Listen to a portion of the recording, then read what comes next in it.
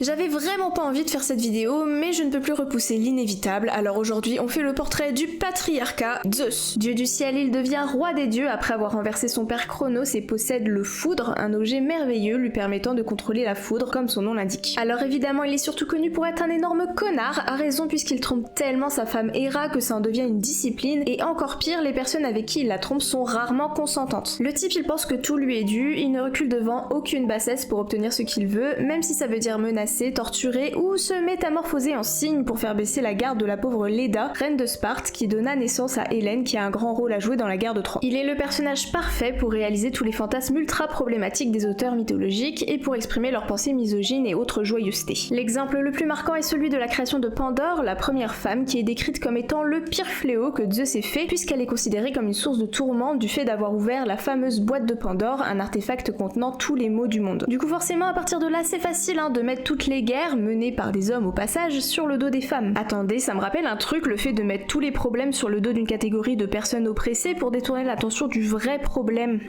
Bon, tout ça pour expliquer mon choix de design sur ce portrait, évidemment qu'il devait être un vieil homme blanc, et il l'est parce qu'il choisit de l'être, exactement comme les politiciens qui se vieillissent pour avoir l'air plus compétents et autoritaires. Allez, la prochaine fois on fera Déméter, à bientôt, et bien sûr...